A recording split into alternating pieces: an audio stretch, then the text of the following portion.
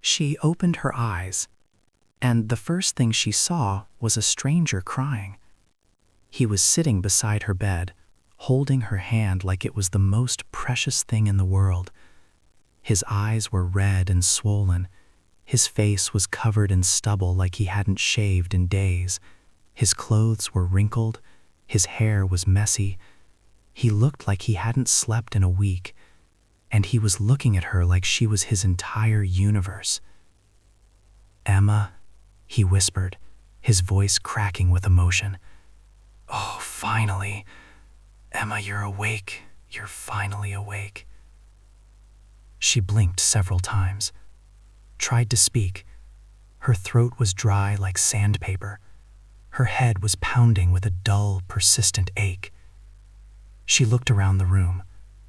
White walls, beeping machines, tubes connected to her arm, the smell of antiseptic. A hospital. She was in a hospital. "Where?" Her voice came out as a croak. "Where am I? What happened?" "You're in the hospital, baby. You were in an accident, a car accident, but you're okay now. The doctors say you're going to be okay." He squeezed her hand tighter. Tears kept falling down his face. "I was so scared, Emma. When they called me, when they told me what happened, I thought I lost you. For 3 days I sat here not knowing if you would ever wake up. I thought, who are you?" The words cut through the room like a knife. The man's face froze. Every muscle in his body went still. "What? Who are you?" Emma repeated, her voice trembling now with confusion and fear. "Why are you holding my hand? Why are you calling me baby? I don't know you." She pulled her hand away from his, looked around the room frantically. "Where's my mom? Where's my roommate Sarah? What happened to me? Why am I here?"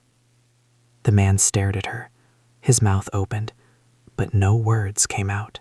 And then something in his eyes shattered, like watching glass break in slow motion. "Emma," his voice was barely a whisper now. "Emma, it's me. It's Daniel, your husband." "My what?" "Your husband, Daniel Mitchell. We've been married for 2 years, 2 years and 3 months. Don't you remember me?" Emma's heart was racing now. This didn't make sense. None of this made any sense. She wasn't married.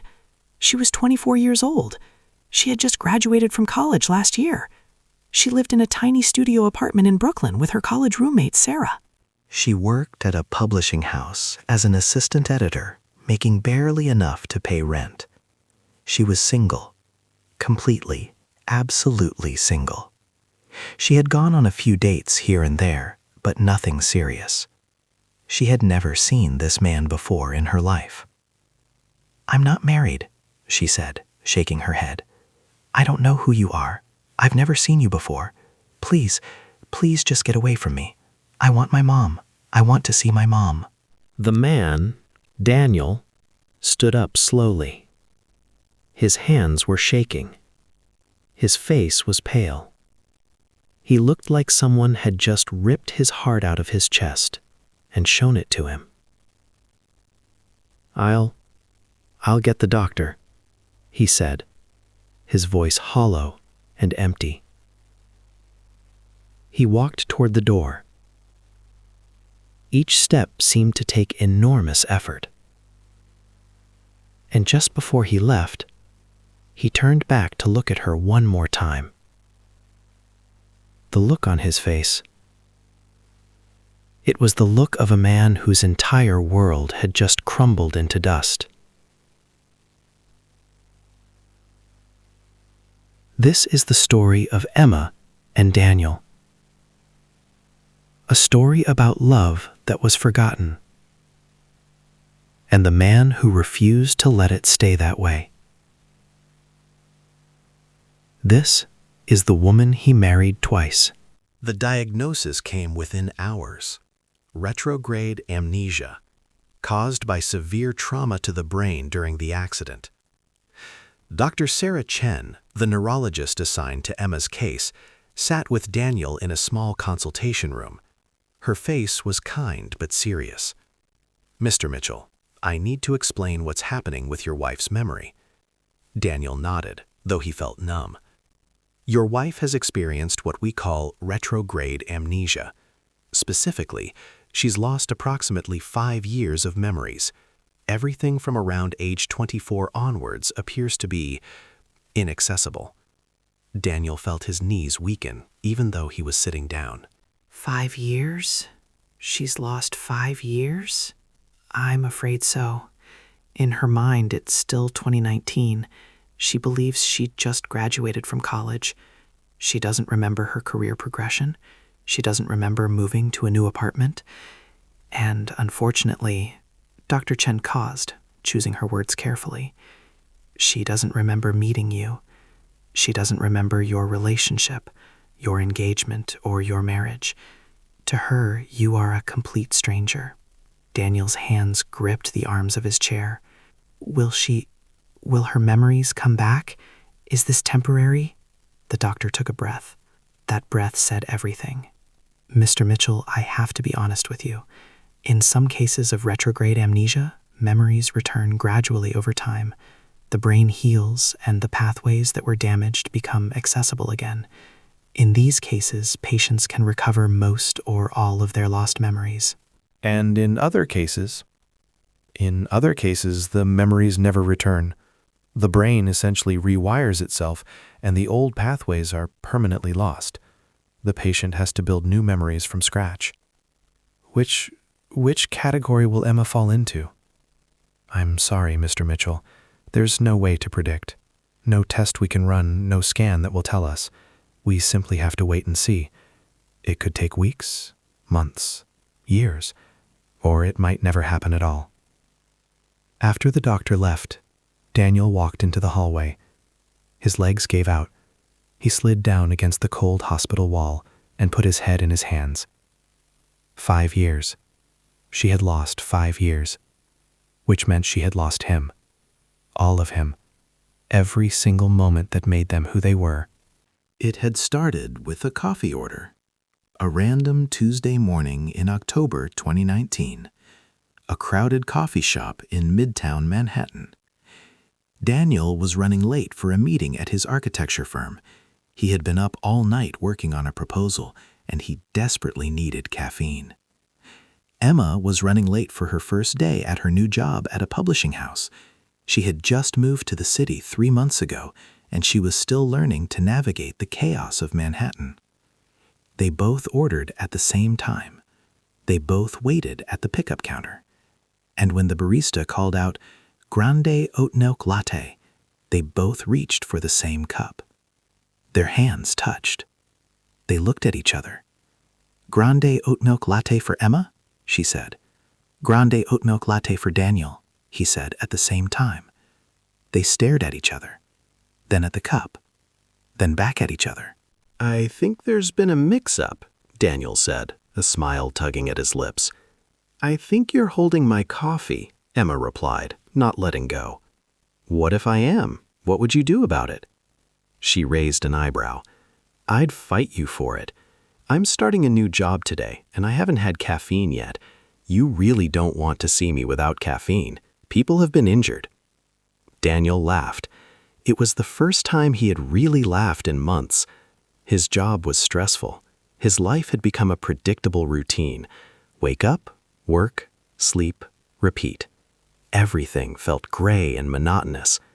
And then this woman with wild, curly brown hair and fierce green eyes showed up demanding her coffee like the fate of the world depended on it.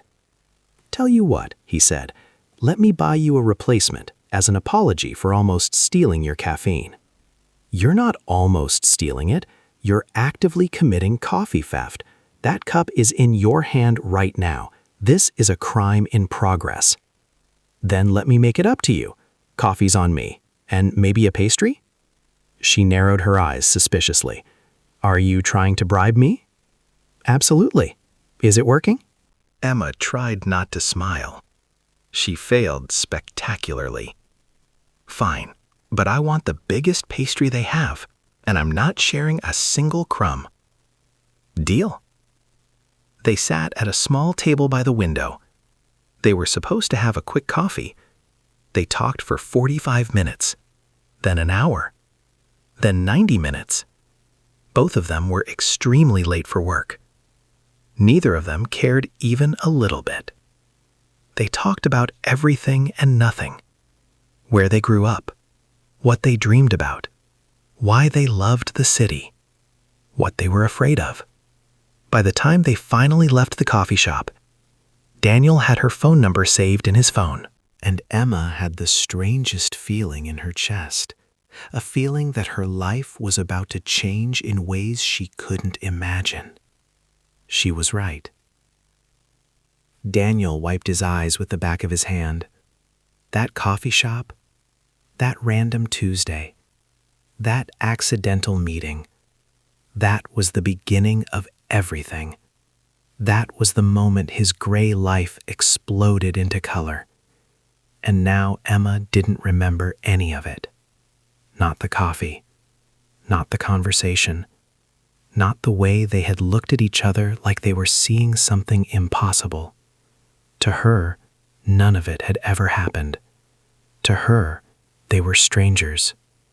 To him, she was his whole life. An hour later, Daniel went back into Emma's room. She was sitting up in bed now, talking to a nurse. When she saw him in the doorway, her body tensed immediately. Fear. She was afraid of him. His own wife was afraid of him. That realization hit him like a physical blow. "May I come in?" he asked softly, keeping his distance. Emma hesitated, then nodded slightly. Daniel walked in slowly, carefully, like approaching a wounded animal. He sat in a chair several feet away from her bed, giving her space, showing her he wasn't a threat. "The doctor explained everything to me," Daniel said quietly, "about the amnesia, about what you're experiencing. I know this is terrifying and confusing for you, and I know I'm a stranger to you right now." Emma watched him warily. "He says we're married. For 2 years. 2 years and 3 months. We got married on June 15th. I don't remember that." "I know. I don't remember you at all." "I know." Silence hung between them like a wall. Emma looked down at her left hand. There it was. A wedding ring. A beautiful ring with a modest but elegant diamond. She had noticed it when she first woke up, but hadn't processed what it meant. Now she stared at it like it was a foreign object that had somehow attached itself to her body. "This is really happening, isn't it?" she whispered. "Yes, I'm really married. To you. A man I've never seen before. And I don't remember any of it." "Yes." Emma's breath started coming faster. "And what if it never comes back? What if I never remember? What happens then?" Daniel didn't have an answer. Because he didn't know. He had no idea what would happen. All he knew was that he couldn't lose her. Not like this. "We'll figure it out," he said finally. "Whatever happens, we'll figure it out together." "How can we figure it out together? I don't even know you. You're a stranger to me." "Then let me not be a stranger. Let me introduce myself, properly, the way I should have the first time." He stood up slowly, extended his hand toward her. A formal handshake, like they were meeting for the first time. Because in many ways, they were. "Hi, I'm Daniel Mitchell. I'm 32 years old. I'm an architect. I work at a firm called E. Morrison & Associates. I'm allergic to shellfish. I can't sing, but I try anyway in the shower. I have a younger sister named Rachel who thinks I'm boring. And apparently, I was lucky enough to convince you to marry me 2 years ago." Emma stared at his hand. Then slowly, hesitantly, she reached out and shook it. "I'm Emma. Emma Taylor, I guess. Or Emma Mitchell. I don't even know what my name is anymore. It's Emma Mitchell, but you can be whoever you want to be. She pulled her hand back. I want to see my mom and my friend Sarah. I want to see people I actually recognize. Daniel nodded slowly. Your mom is on her way. She's flying in from Ohio. She should be here by tonight. And Sarah? Daniel hesitated. Emma, Sarah moved to California 3 years ago. She got a job offer she couldn't refuse. But I can call her. I'm sure she'll want to talk to you. 3 years ago? Emma's voice cracked. But I just saw her yesterday. We had dinner at that Thai place on the corner. We watched a movie on my laptop because my TV was broken. She was right there, in our apartment. Daniel's heart ached. That was 5 years ago, Emma. A lot has changed since then. Tears started rolling down Emma's cheeks. I want to go home. I want to go back to my apartment. I want everything to just go back to normal. Daniel didn't know what to say, because her apartment was gone.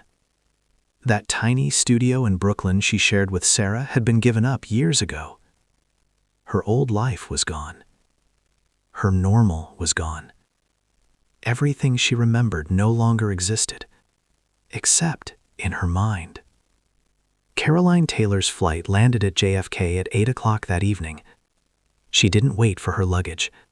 She ran straight to the taxi line and gave the driver the hospital address. Her hands were shaking the entire ride. Her baby girl, her Emma, in a hospital, with no memory of the last 5 years of her life. When she arrived at the hospital, she practically ran through the hallways. A nurse directed her to Emma's room, and when Caroline pushed open that door and saw her daughter sitting up in bed, she burst into tears. Mom! For the first time since waking up, Emma smiled. A real smile. A smile of recognition and relief. Baby girl, Caroline cried, rushing to the bed and pulling Emma into her arms. Oh, my baby girl, I'm here. Mommy's here. Emma clung to her mother like a lifeline. Finally, someone she knew, someone she remembered, someone whose face didn't fill her with fear and confusion. Daniel watched from the doorway. He saw the relief on Emma's face when she saw her mother. He saw how she melted into her mother's embrace. He saw the tension leave her body for the first time since she woke up. And it reminded him, with painful clarity, that he was not going to be that person for her. Not now. Maybe not ever again. He was not her comfort. He was her confusion. He was a stranger who claimed to love her, a reminder of everything she had lost. Quietly, so as not to disturb their reunion, Daniel stepped back from the doorway. He walked down the hallway, found an empty waiting room, and let himself cry. The next morning, they all sat together in a family conference room. Emma had asked to be part of this meeting. She wanted answers. She wanted to understand her own life. Dr. Chen explained the situation again, this time with Emma fully alert and present. The good news is that your physical injuries are healing well. The fractures in your arm and ribs will take a few weeks to fully heal, but there's no permanent damage. The swelling in your brain has gone down significantly. In a few days, you'll be ready to be discharged. Discharged to where? Emma asked. She looked around the room. At her mother, whose face was lined with worry. At Daniel, who looked like he hadn't slept in days. Daniel cleared his throat. We have an apartment together, on the Upper West Side. It's been our home for about 18 months. Before that, we lived in a smaller place in the village while we saved up. Emma shook her head. I can't go there. I don't know that place. I can't live with someone I don't remember. I'm sorry, I know that's hard to hear, but I just can't. I need to be somewhere I feel safe. I need to be with people I know. Carolyn squeezed her daughter's hand. You can stay with me, sweetheart. Come back to Ohio. I'll take care of you while you recover. We'll figure this out together. Daniel felt something crack inside his chest. His wife was choosing to go with her mother, not with him. She was choosing to be thousands of miles away from him. But he understood. He hated it with every fiber of his being. But he understood. Okay, Daniel said quietly. Whatever you need, Emma. Whatever makes you feel safe and comfortable. That's what matters most. Emma looked at him. For just a moment, something flickered in her eyes. Not memory. Not recognition. Something else. Confusion, maybe. Or sadness. Sadness for this stranger who was clearly in so much pain because of her. I'm sorry, she whispered. I'm sorry I can't remember you. I'm sorry I can't be your wife right now. Daniel forced a smile that didn't reach his eyes. It's not your fault, Emma. None of this is your fault. Take all the time you need. I'll be here, whenever you're ready. 3 days later, Emma was discharged from the hospital. Caroline had arranged a flight back to Ohio that afternoon. Daniel came to say goodbye. He stood in the hospital lobby, watching as a nurse wheeled Emma toward the exit. Their eyes met one last time. Emma raised her hand in a small, uncertain wave. Daniel waved back, and then she was gone. The doors closed behind her, and Daniel stood there, alone, in a hospital lobby that suddenly felt like the emptiest place on earth. For the first 2 weeks, Emma stayed in her childhood bedroom, the same room she had grown up in, the same purple walls she had painted when she was 16, the same window that looked out over the backyard where she used to play. Everything here she remembered. Everything here made sense. But everything else was a mystery. She spent hours looking at photographs. Photographs of a life she didn't remember living. Her mother had kept everything. Every picture Daniel had ever sent her. Every wedding photo. Every holiday card. There she was at what looked like a fancy restaurant, holding hands with Daniel across a candlelit table. The caption on the back, Emma's birthday dinner. Daniel surprised her with reservations at Maria, her dream restaurant. There she was on a beach somewhere tropical, laughing in a white sundress, Daniel's arm around her waist, both of them tanned and happy. Caption, honeymoon in Belize, day 3. There she was at what was clearly a wedding. Her wedding. She was wearing the most beautiful white dress she had ever seen.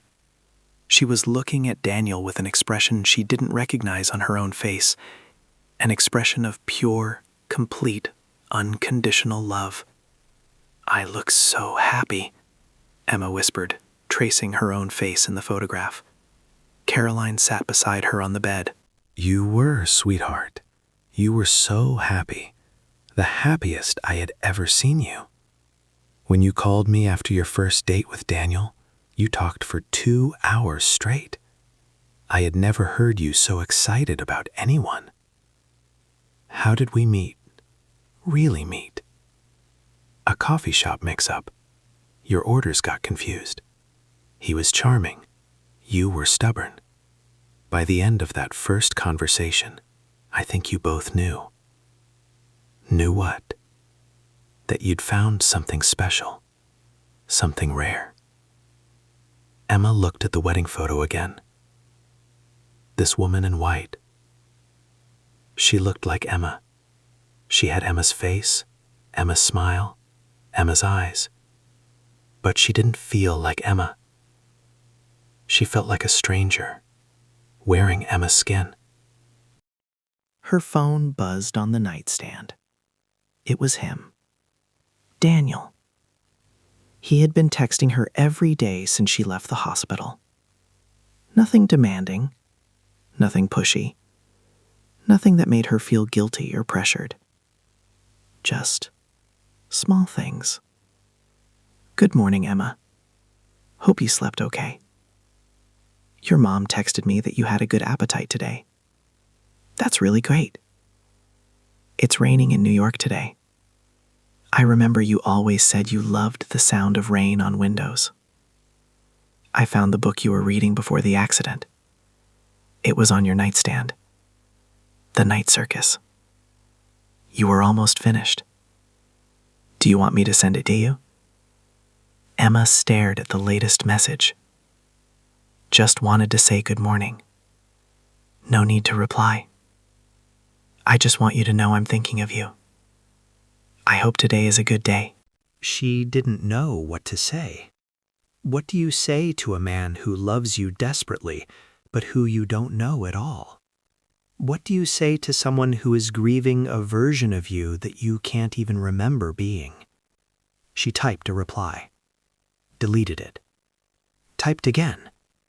Deleted again. Typed a third time. Deleted. Finally, after 10 minutes, she just sent, "Good morning." His response came within seconds. "Thank you for responding. That means more than you know." Emma put down the phone. She stared at the ceiling of her childhood bedroom. Her heart felt strange. Not the flutter of recognition, not the warmth of remembered love, but something else. A tiny, fragile, unfamiliar tendril. Curiosity, maybe. Who was this man who loved her so much? What had she seen in him? What had made her fall so completely that she agreed to marry him? What kind of person was she in those 5 missing years? 3 weeks after leaving the hospital, Emma gathered her courage. She asked if they could video chat. Daniel nearly dropped his phone when the request came through. "Of course," he typed back immediately. "Whenever you're ready. Today, tomorrow, 3 a.m., I don't care. Whenever works for you." She couldn't help but smile slightly at his enthusiasm. "How about tonight, 8 p.m. my time?" "I'll be there. I'll be there at 7:59 just to be safe." At 7:58 p.m., Emma's phone rang. She answered. Daniel's face appeared on her screen. He looked different than she remembered from the hospital. His face was shaved now. His hair was neat. He was wearing a blue sweater that brought out his eyes. He had clearly put effort into his appearance. And that simple fact made something warm flutter in her chest.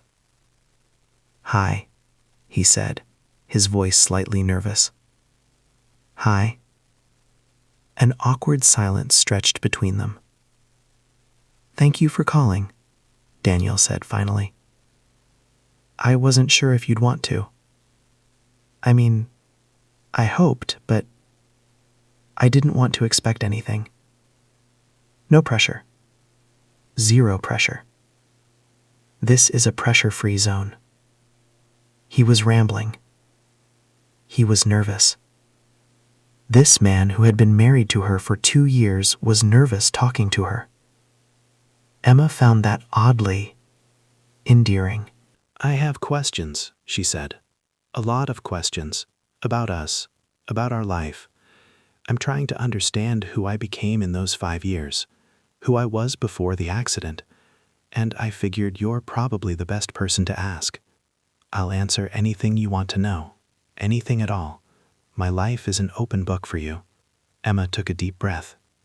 "Okay. First question. How long did we date before you proposed?" 2 years. 2 years. That seems like a long time. Daniel smiled softly. "I wanted to make sure you knew how serious I was. I didn't want to rush into anything. I wanted us to build a foundation first. You used to tease me about it constantly. You called me the world's most cautious boyfriend. You said I was waiting for a sign from the universe. What sign? I don't know. I was just scared, I guess. Scared that if I asked too soon, you might say no. scared that if I asked wrong, I'd ruin everything. But then finally one day I realized that no moment was ever going to be perfect enough, so I just went for it. And what happened? You said yes before I even finished the question. Despite herself, Emma smiled. I did? You cried for an hour, happy tears. You kept saying finally over and over, and then you made me retell the proposal to everyone we know, like 50 times.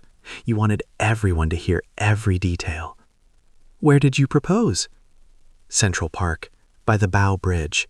It was October, and the leaves were changing. You always said it was your favorite spot in the whole city. Daniel's eyes went distant. You were wearing this red coat. I remember it perfectly. Your hair was down, all wild and curly the way you always wore it. The sunset was behind you, painting everything gold and orange. And when I got down on one knee, you started laughing and crying at the same time, simultaneously. It was the most beautiful thing I'd ever seen.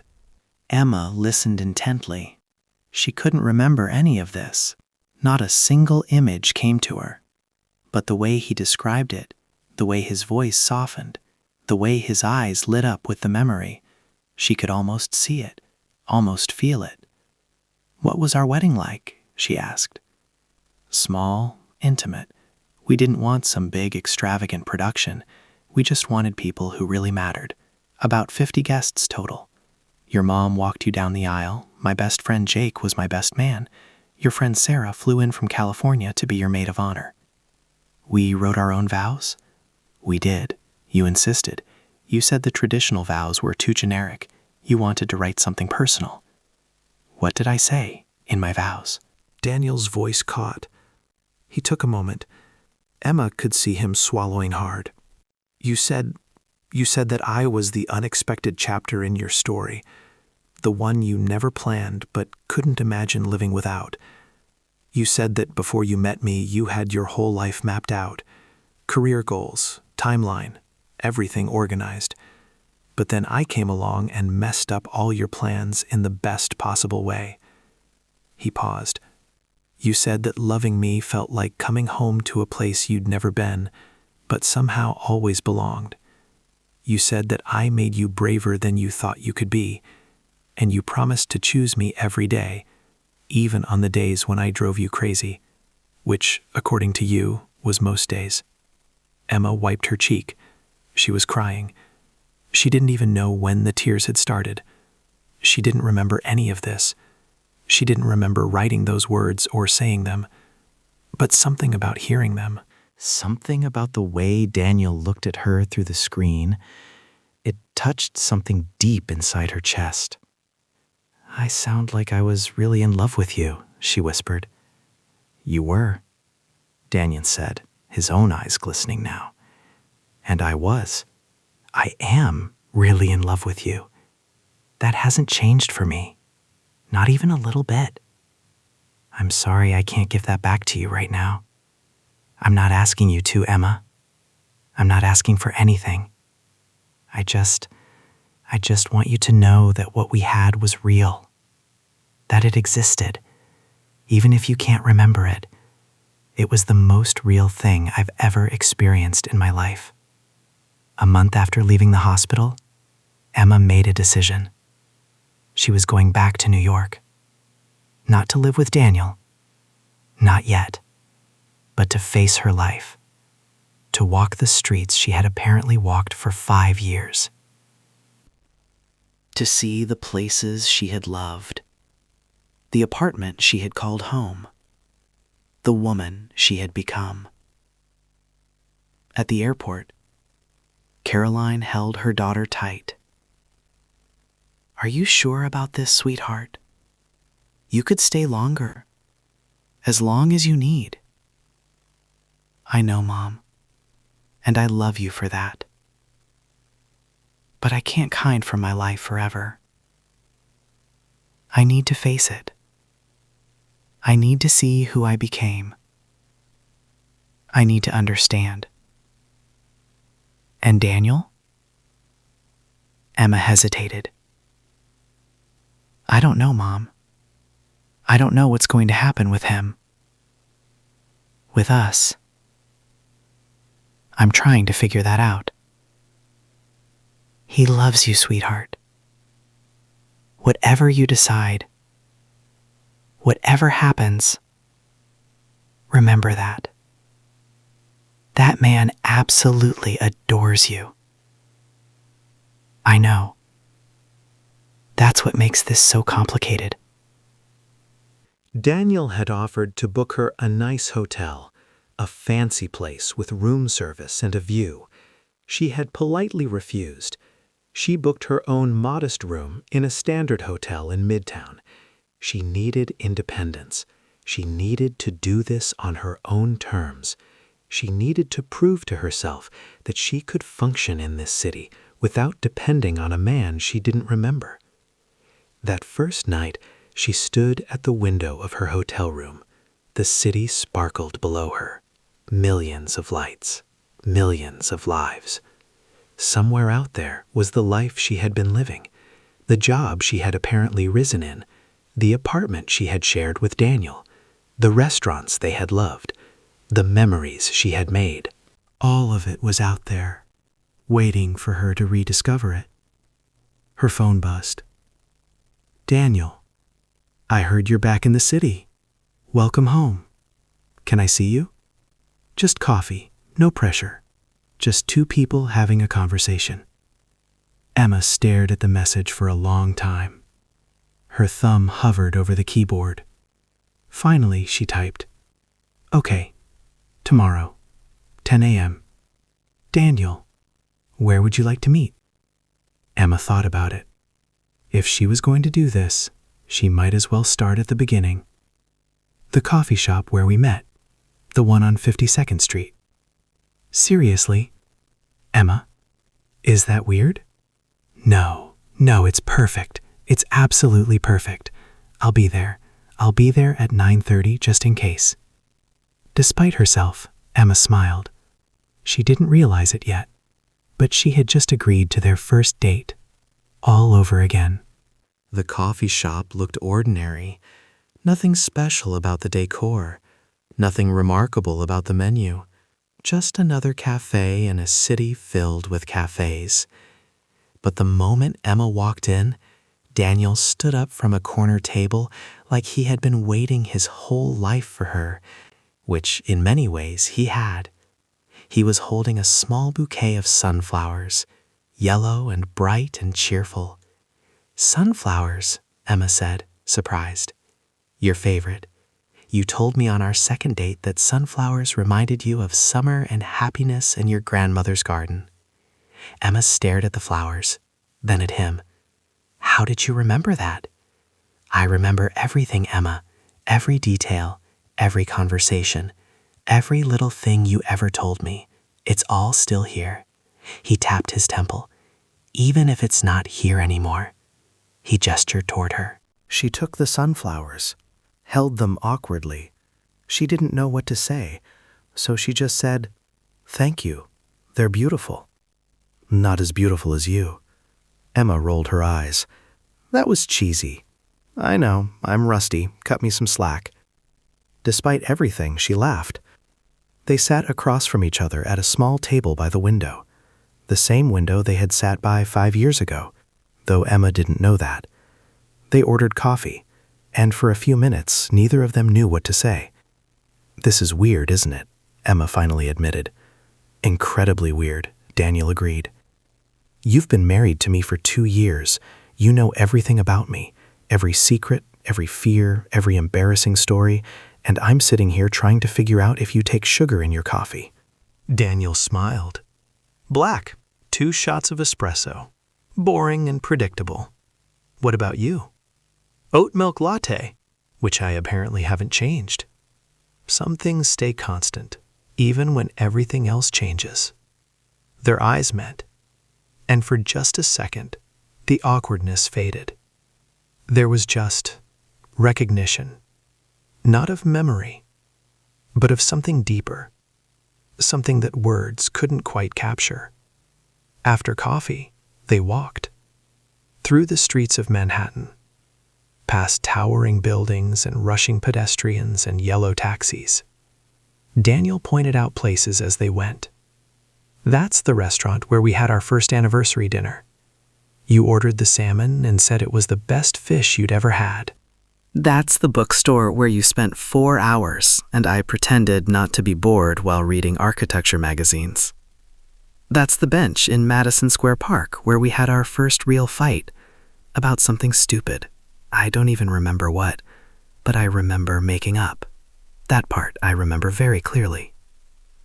Emma absorbed it all. She couldn't remember any of these places. They were just buildings, just streets, just benches. But she could see how much each place meant to him, how his voice softened when he talked about their memories, how his whole face changed when he remembered. "Can I ask you something?" she said as they entered Central Park. "Anything." "Why are you doing this? Being so patient with me? Most people would have given up by now. Most people would have been angry or frustrated or resentful. They'd have asked for a divorce and moved on." Daniel stopped walking, turned to face her. The autumn leaves were falling around them, orange and red and gold. "Because I made a vow," he said simply. "Not just at our wedding, but to myself. The day I knew I was in love with you, I made a promise. A promise that I would never give up on you, never stop choosing you. In sickness and in health, in good times and bad, for better or worse." I meant every word of those vows, Emma. They weren't just pretty phrases. They were a commitment, a real commitment. "But I'm not the same person you married." "Maybe not. Maybe you never will be. But here's what I know. I didn't just fall in love with your memories. I fell in love with you, your heart, your essence, the way you see the world, the way you challenge me, the way you make me laugh, the way you make me want to be better." He took a small step closer. "None of that changed in the accident. Your memories are gone. But you are still you. And I would rather spend the rest of my life trying to win your heart again than spend a single day without you." Emma didn't know what to say. No one had ever looked at her like that. No one had ever said anything like that to her, at least not that she could remember. But standing here in Central Park, with autumn leaves falling around them, she felt something stir inside her chest. Not memory, not recognition, something new, something fragile and tender, something that felt like the very first spark of a new fire. Over the following weeks, Daniel courted his wife all over again, properly, patiently, persistently. He took her to restaurants they had loved together. She didn't remember them, but she discovered new favorite dishes. He took her to museums where they had spent Sunday afternoons. She still stood in front of the same paintings, captivated by the same brush strokes. He took her to a Broadway show they had seen on their 3rd anniversary. She laughed and cried at all the same moments. At a street fair in Brooklyn, Daniel won her a stuffed animal at a ring toss game. A small purple elephant. "You did this before, didn't you?" Emma laughed, holding the elephant. "Our 3rd date, I won you a giant stuffed elephant, much bigger than this one. You named him Gerald and insisted he had to live on our bed." "Gerald?" "You said he looked like a Gerald. Very distinguished, very sophisticated, a gentle elephant." Emma laughed harder, and every time she laughed, Daniel fell in love with her a little more. They walked along the Hudson River as the sun set. The city lights reflected on the water like scattered diamonds. "This is nice," Emma said quietly. "What is?" This All of it. Getting to know you. Or re-know you, I guess. Is it weird for you? Dating your own husband? Incredibly weird. But also, she hesitated, also kind of wonderful? Is that strange to say? Daniel shook his head. Not strange at all. It's kind of wonderful for me too. Getting to experience all the firsts with you again. First coffee, first walk, first time making you laugh. First time? Well, second first time. But who's counting? She smiled. You're funny. I didn't expect that. What did you expect? I don't know. Someone more serious, maybe. You seemed so intense at the hospital. I was terrified at the hospital. I thought I was losing you forever. But this? This is me. This is who I am when I'm with you. You bring out my lighter side. Their hands brushed against each other as they walked. Neither of them pulled away. 2 months after returning to New York, Emma agreed to visit their apartment. Just a visit, nothing more. She wasn't ready to move in, but she wanted to see it, wanted to see the life she had built. Daniel unlocked the door and stepped aside. "Welcome home," he said softly. "Take your time." Emma walked in slowly. The apartment was beautiful, warm and cozy and full of afternoon light. High ceilings, exposed brick, big windows overlooking the park. But more than the architecture, it was full of her. Bookshelves overflowing with novels she must have read. Photographs of their life covering the walls and surfaces. Her handwriting on notes stuck to the refrigerator. "Don't forget milk." "I love you, have a good day." "Movie night tonight, my pick." A half-finished puzzle on the coffee table. "You were working on that before the accident," Daniel explained. 1,000 pieces, a Vincent van Gogh painting. You were determined to finish it. Emma walked through the apartment like a ghost in her own life. She touched the spines of books she had read but couldn't remember reading. She looked at photographs of places she had visited but couldn't remember visiting. She saw her own face, laughing and happy in dozens of pictures with a man she was only now beginning to know. "This was my life," she whispered. "This is your life," Daniel corrected gently. "It's still here, waiting for you. I've kept everything exactly as it was. I didn't want to change anything. I wanted you to be able to come back whenever you were ready." In the bedroom, Emma found a leather journal on what was apparently her side of the bed. Her journal. Her handwriting.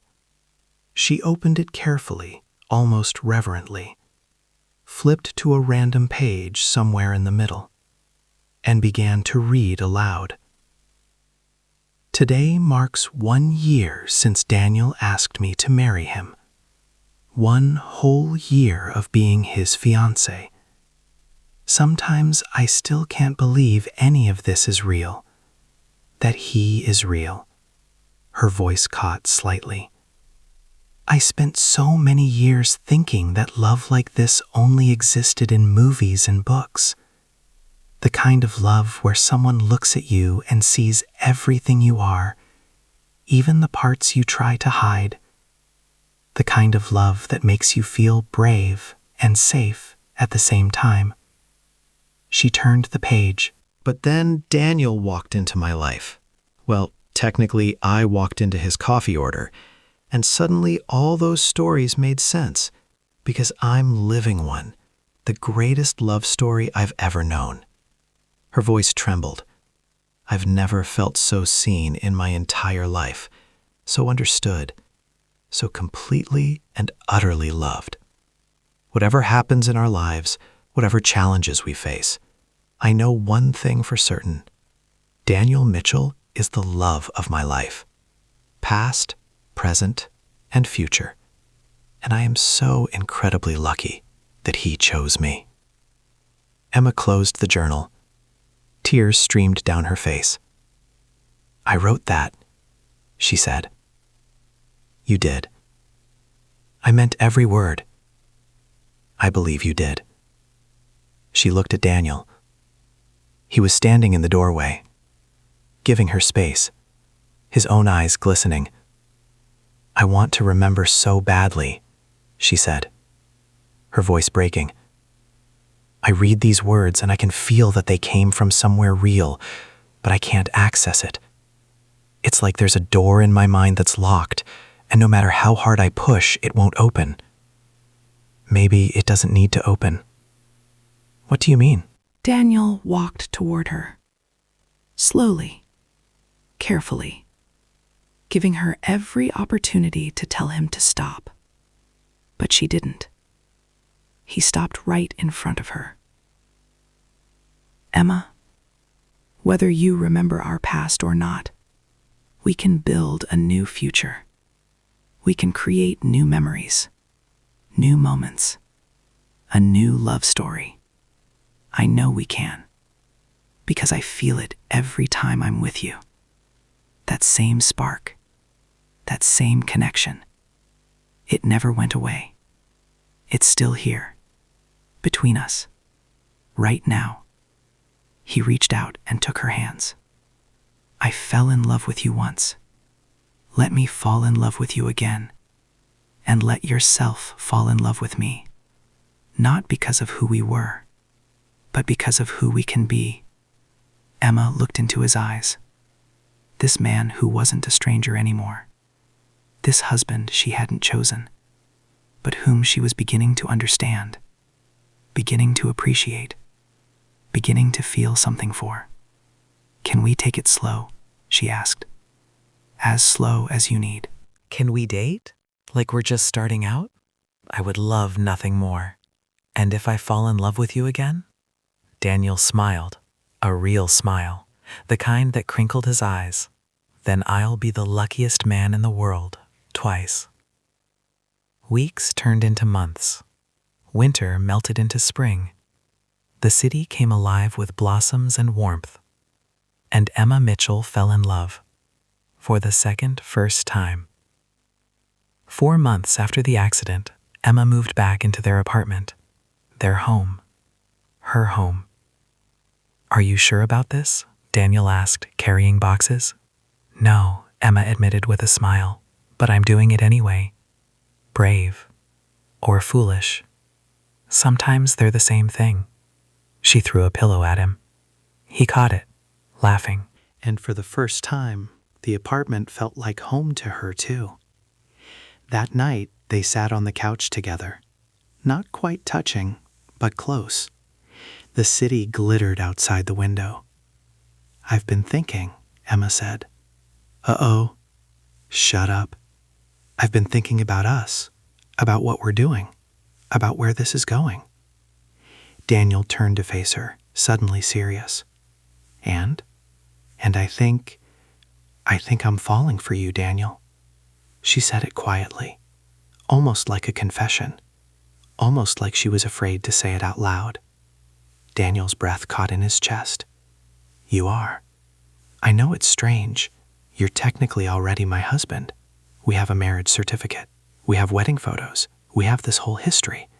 But I don't have any of that in my head. So for me, this is new. This is all completely new." She took a breath. "And what I feel when I'm with you, it's like discovering the most amazing book for the first time. Every page is a surprise. Every chapter is beautiful. And I never want to stop reading." Daniel reached out and touched her face, gently, reverently. "I'm falling for you too, Emma. You can't fall for someone you're already married to. Watch me, because this is new for me too. You're new. Getting to know you again, making you laugh again, watching you discover things about yourself, it's been the most incredible experience of my life." Their foreheads touched. They breathed the same air, hearts beating in sync. "Can I kiss you?" Daniel whispered. "I've been waiting for you to ask." The kiss was soft, tender, full of promise. It wasn't a kiss of memory. It was a kiss of discovery. A first kiss. Their second first kiss. And it was perfect. The months that followed were magical. They explored the city together like tourists. They stayed up late talking about dreams and fears. They learned each other's quirks all over again. Emma discovered that Daniel couldn't function before his second cup of coffee. Daniel rediscovered that Emma talked in her sleep, usually about work deadlines. They fought sometimes, about dishes, about whose turn it was to take out the trash, about what show to watch. Normal things. Married things. But they always made up, always found their way back to each other, always remembered that this love, new as it was worth fighting for. One evening they danced in the kitchen. No music playing, just swaying together in the soft light, holding each other, being present, being together. "I have to tell you something," Emma said. "You're breaking up with me?" "What? No." "You hate my cooking?" "Yes, but that's not it." "You—" She put her finger on his lips, looked up at him. "I love you."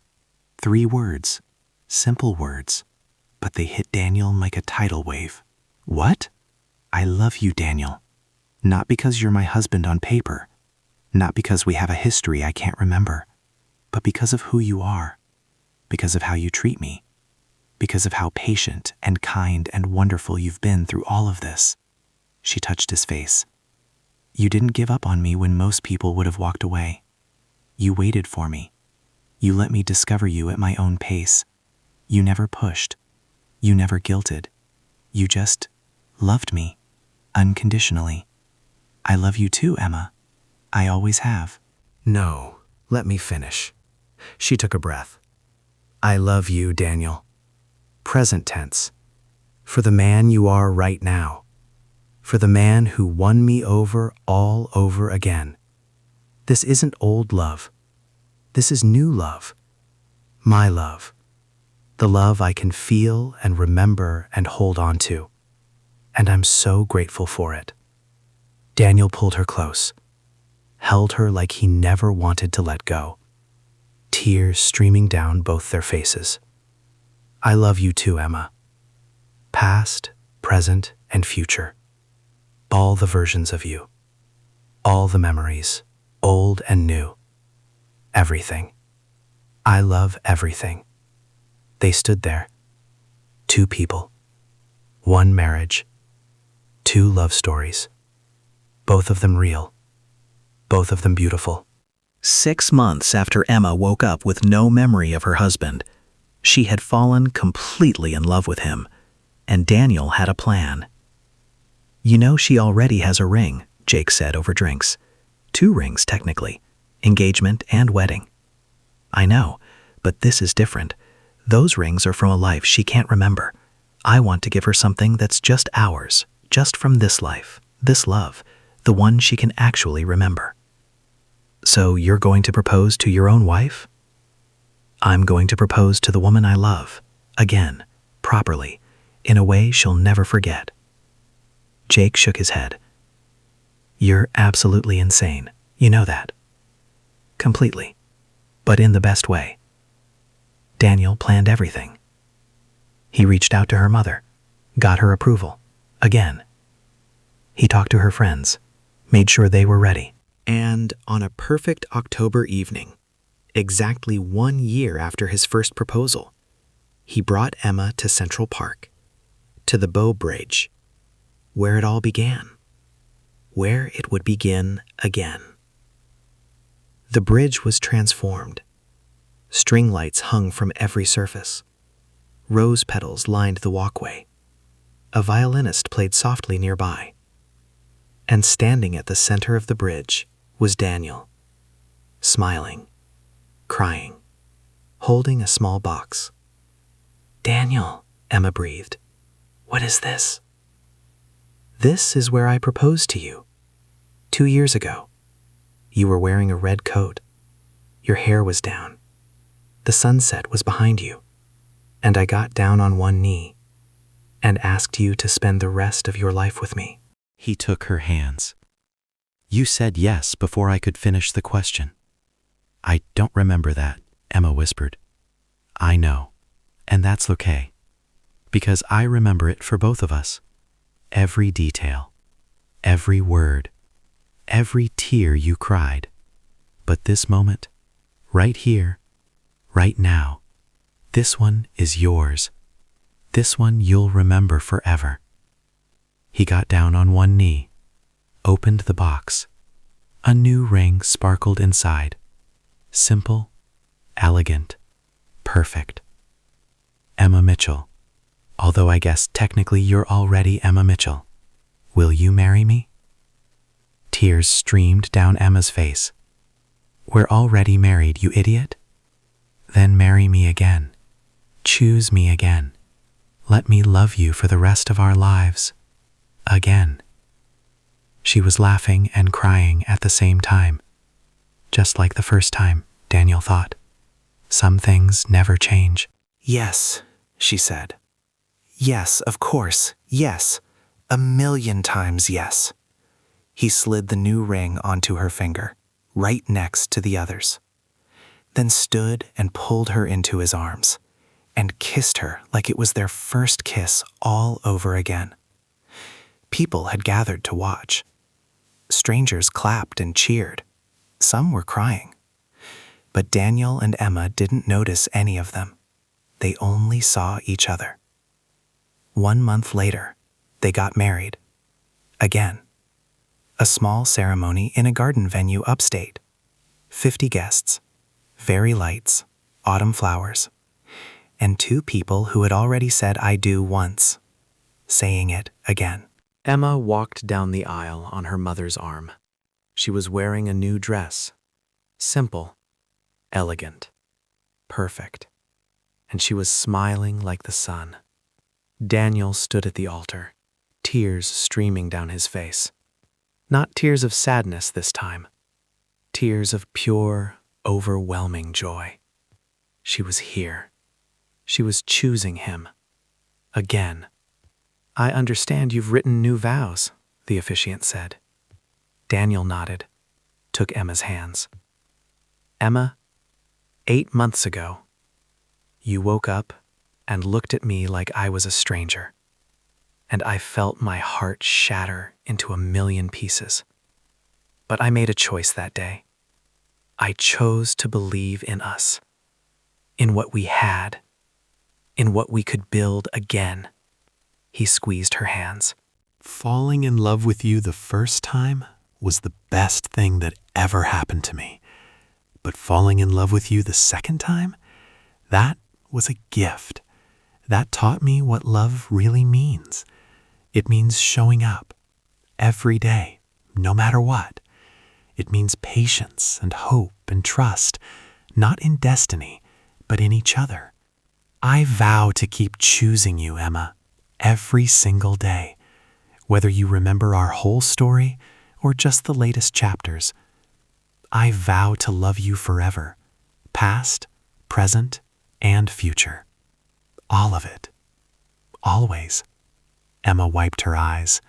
Daniel, when I woke up in that hospital, I had lost 5 years of my life. I thought I had lost everything, but I didn't lose you, because you were there, waiting, patient, loving me even when I couldn't love you back. You showed me what true love looks like, not in big gestures or grand declarations, but in small moments. The texts every morning, the patience when I was scared, the way you let me discover you without pressure. I may never remember our first love story, but I know this one by heart. Because I lived it, I felt every moment, and it's the most beautiful story I've ever been part of. She smiled through her tears. I vow to love you, Daniel Mitchell, not because of our past, but because of our present and our future. I choose you, today, tomorrow, forever. I now pronounce you husband and wife. Again. Daniel pulled Emma close and kissed his wife. Again. For the first time. For the last time. For always.